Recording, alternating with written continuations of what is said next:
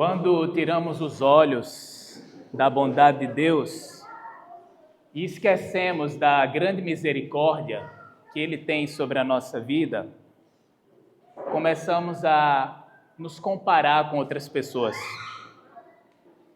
Perguntamos logo por que a grama do vizinho é mais verde do que a nossa. Podemos não perceber, mas por meio dessa atitude estamos invalidando a bondade de Deus, estamos colocando a bondade de Deus em xeque. E lá no fundo acreditamos que Deus está sendo injusto conosco e passamos até a exigir que Deus nos sirva. A parábola de Jesus que nós vamos abordar hoje é poderosa para nos livrar dessa condição e fazer com que centremos os nossos olhos em sua infinita bondade. Vamos abrir a nossa Bíblia em Mateus capítulo 20. Vamos examinar os versículos que perpassam este livro. Versículo 1 até o 16, a leitura já foi feita no começo do culto pelo irmão João. Essa é a chamada parábola dos trabalhadores da vinha, é como ela geralmente é conhecida. Eu prefiro chamar ela da parábola do empregador compassivo, porque o protagonista, o personagem central, é o empregador, que cheio de compaixão contrata vários trabalhadores e que surpreende na hora do pagamento.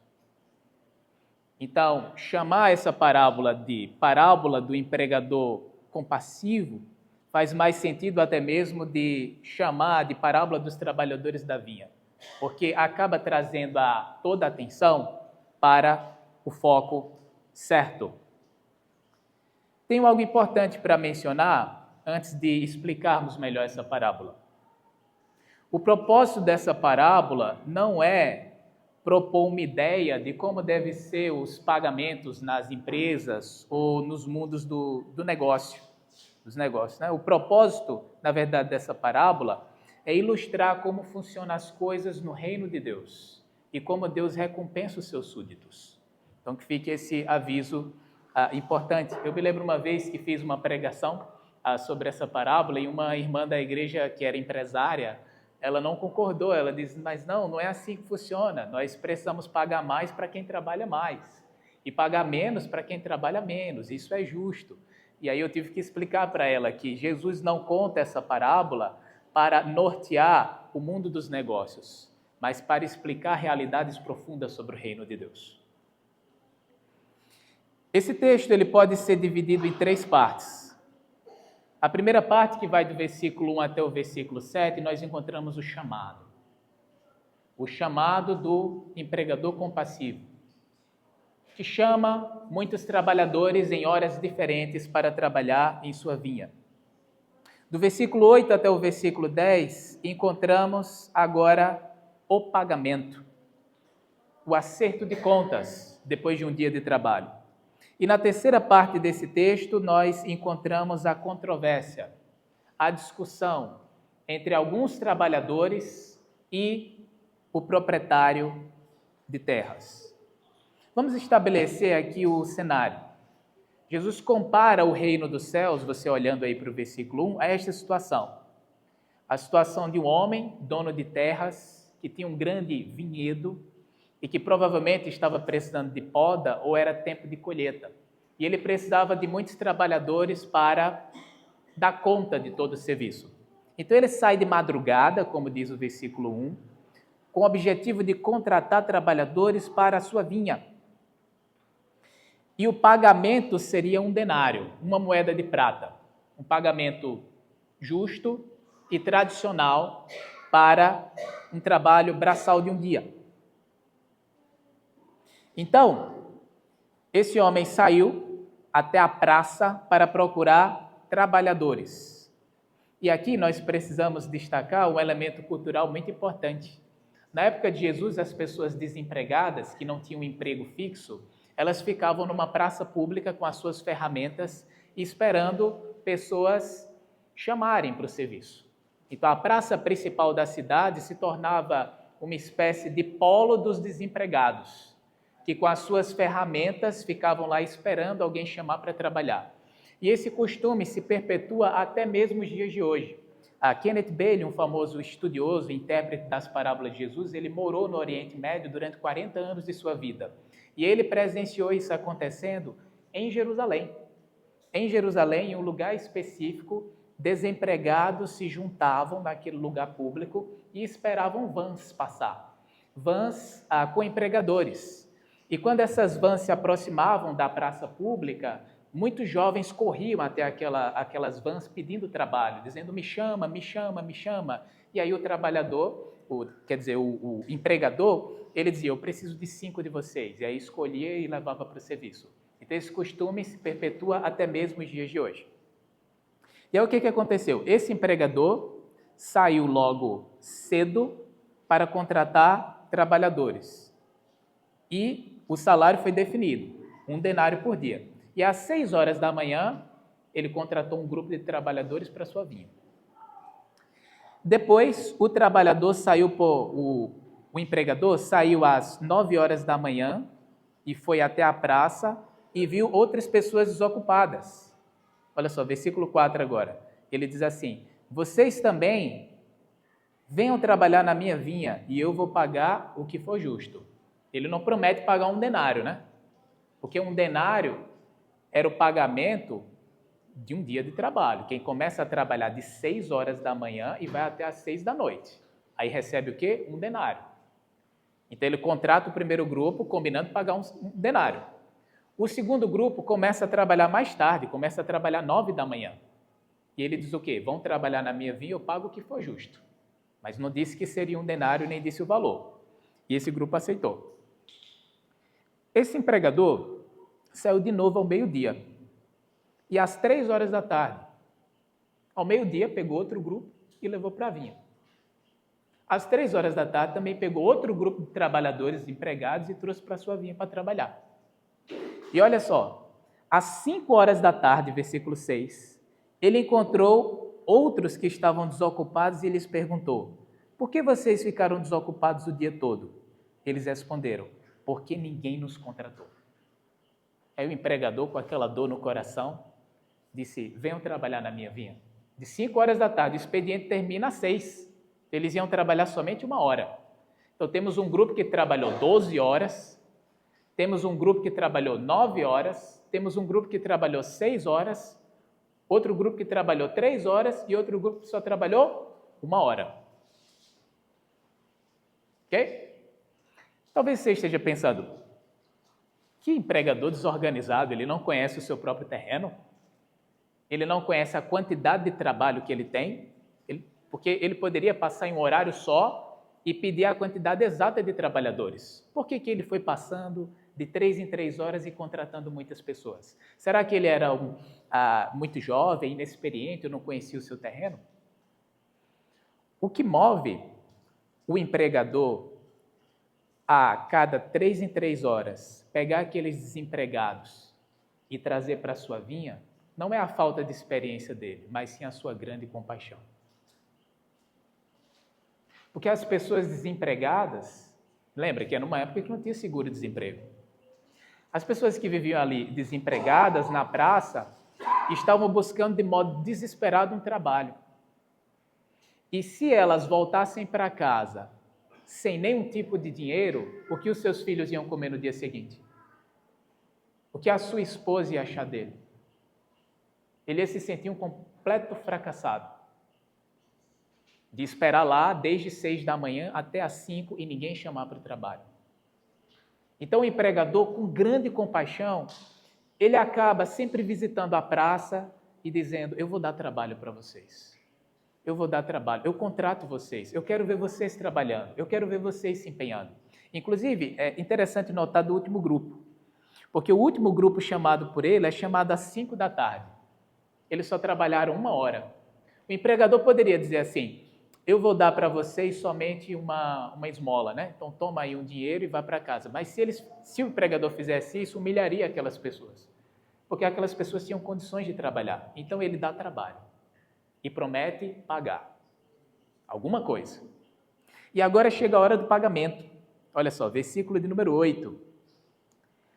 Ao cair da tarde, o dono da vinha disse ao seu administrador: chame os trabalhadores e pague-lhes o salário, começando pelos últimos, indo até os primeiros.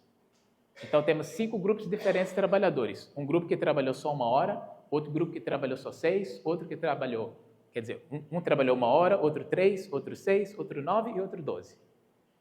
Aí o dono da vinha disse: comece a pagar dos que trabalharam menos para aqueles que trabalharam mais. E aí o administrador foi lá, ofereceu o quê? 1 denário, o pagamento de 1 dia de serviço para quem trabalhou 1 hora. Que é surpreendente, de uma generosidade muito grande. Para o grupo que trabalhou 3 horas, ele deu o quê? 1 denário também, mesmo salário. Para o grupo que trabalhou 6 horas, ele deu o quê? O mesmo salário.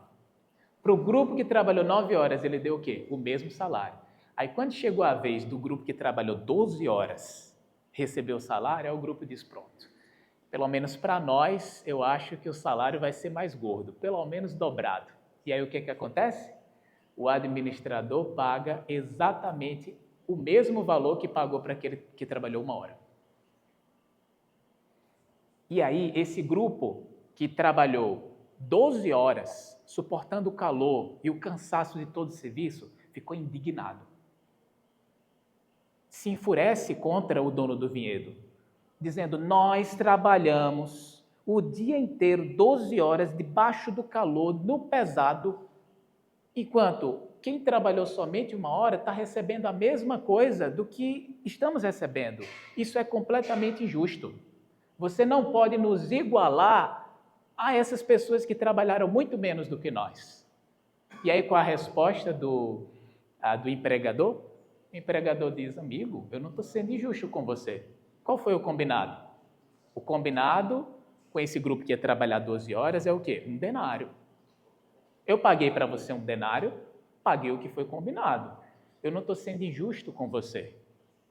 O dinheiro é meu e eu faço o que quiser. Se eu quero abençoar essas pessoas que trabalharam pouco, para que elas voltem para casa, tenham o que comer e tenham recursos para alimentar a sua própria família, se eu quero usar o meu dinheiro dessa maneira, é problema meu, mas eu não estou sendo injusto com você. Eu acho que você está com inveja porque eu sou bom. E assim acaba a parábola, sem um final. E o final não diz se essas pessoas ficaram discutindo com o empregador ou se maravilharam com a bondade do empregador. O empregador, ele poderia começar a pagar as pessoas que mais trabalharam primeiro. Assim, você trabalhou 12 horas, tome 1 denário. E aí depois ir pagando os outros. Mas se ele fizesse isso, o que iria acontecer? As pessoas que trabalharam mais iam receber o pagamento e iriam embora. Iam perder a chance de contemplar a bondade do empregador.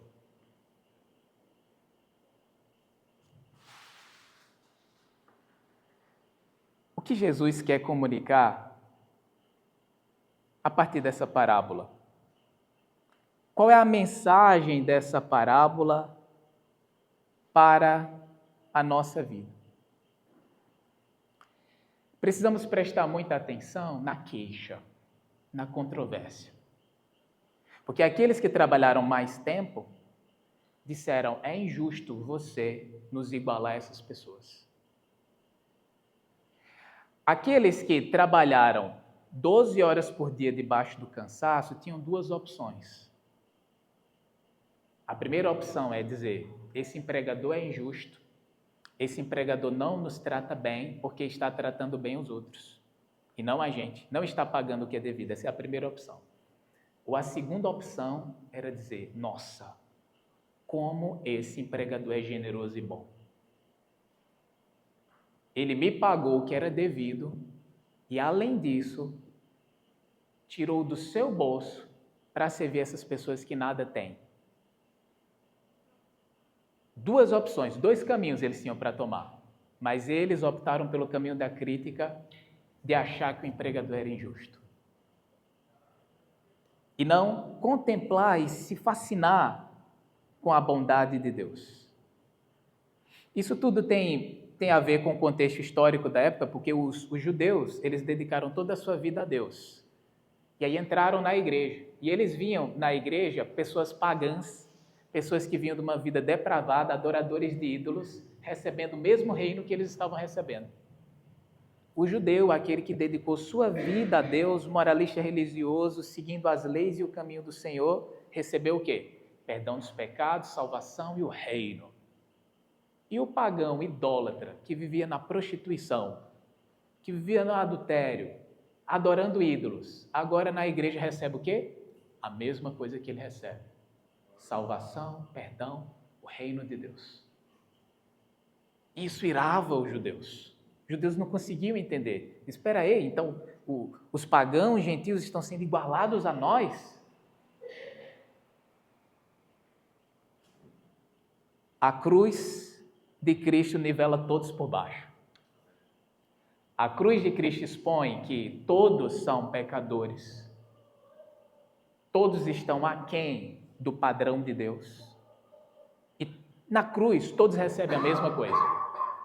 Na cruz todos recebem o mesmo perdão, o mesmo reino e o mesmo amor do Pai. Quem se incomoda de ver a bondade de Deus sobre a vida dos outros, ainda não conheceu o Evangelho. Então as pessoas ficam pensando, por que tal pessoa é mais abençoada do que eu? A grama do meu vizinho é mais verde. Deus dá saúde para aquela pessoa, mas tira a saúde de mim, né?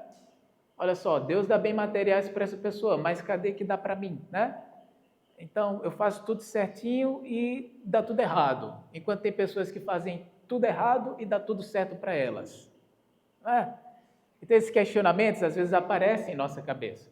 Mas quando esses questionamentos aparecem em nossa cabeça, significa que nós estamos deixando de contemplar a bondade de Deus sobre a nossa vida. Estamos tirando os olhos da grande bondade de Deus que repousa sobre nós. Se olharmos para a graça, para a bondade, para a misericórdia de Deus, vamos chegar à conclusão que nós temos muito. Fazemos parte do reino de Deus. E temos o que precisamos. Temos a vida eterna. Todos aqui igualmente têm a vida eterna em Cristo Jesus. Todos aqui igualmente têm o perdão dos pecados. Todos aqui igualmente têm o reino, têm o Espírito Santo. As mesmas dádivas são concedidas. Independentemente da idade, independentemente do tempo de cristão, independentemente da profissão, independentemente do status, independentemente da autoridade, do que você puder imaginar. No reino de Deus, todos estão recebendo a mesma coisa. O mesmo alimento espiritual. E são alimentados pela mesma palavra.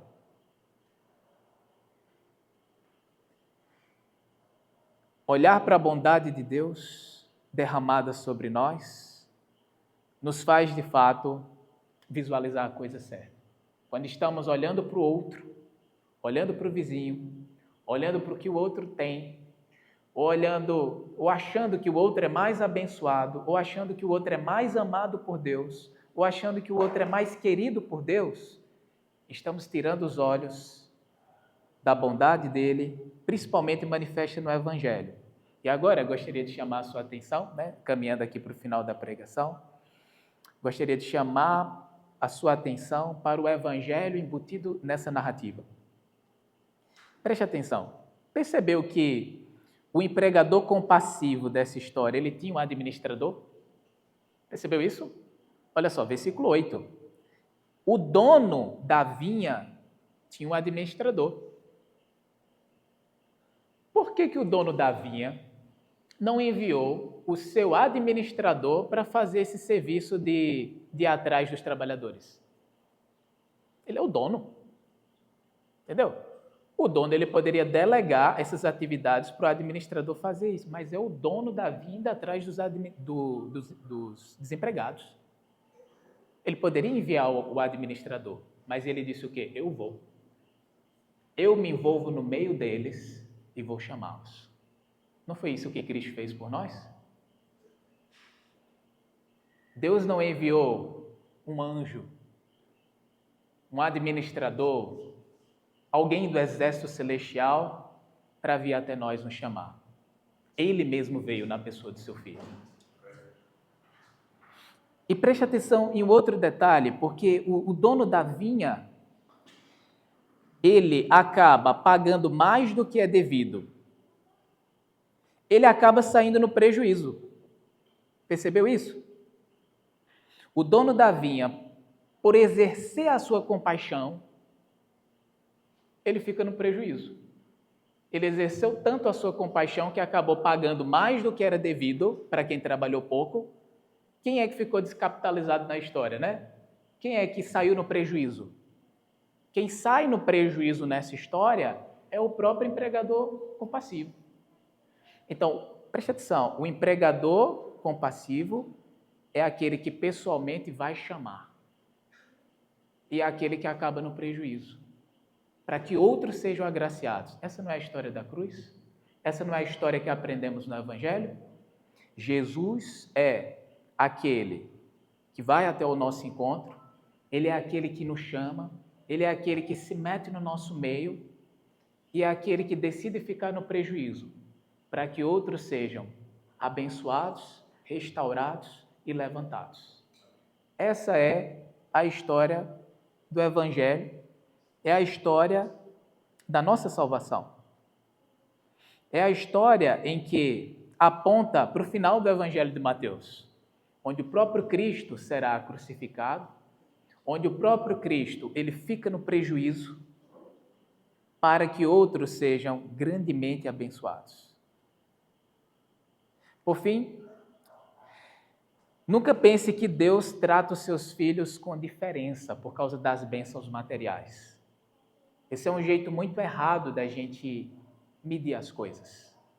Tipo, Deus me abençoou pouco esse ano, ou Deus me abençoou pouco no ano passado, por causa de bênçãos materiais, mas abençoou muito tal irmão, ou abençoou pouco tal irmão.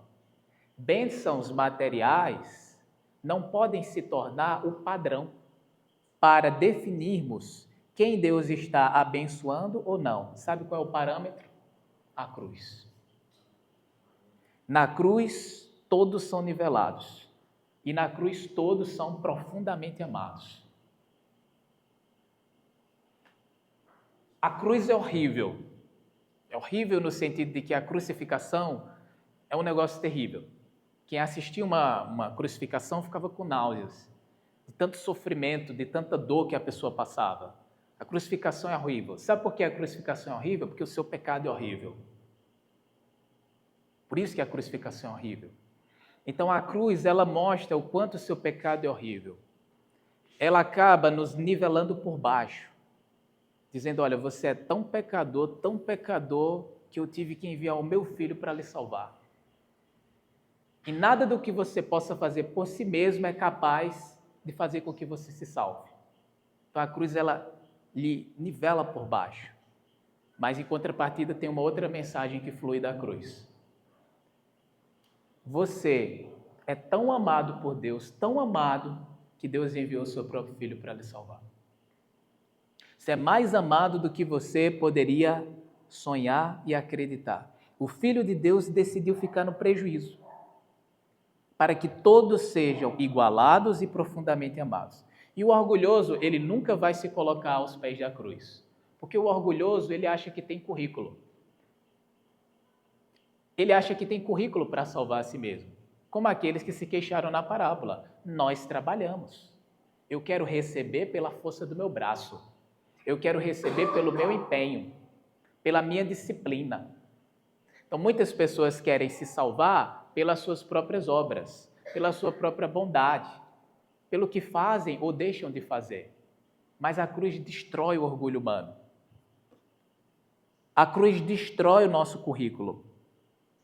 A cruz destrói a justiça própria e senso de merecimento, porque ela nos condena como injustos e nos salva pela justificação do Filho de Deus. É isso que a mensagem da cruz nos entrega. Deus nos deu o seu Filho, e o seu irmão que está do seu lado também recebeu o Filho de Deus. Você recebeu a gloriosa e infinita recompensa, a vida eterna, o perdão dos pecados e a nossa vida. O seu irmão do lado recebeu exatamente a mesma coisa. Todos têm a mesma recompensa no reino de Deus. As mesmas bênçãos na perspectiva eterna.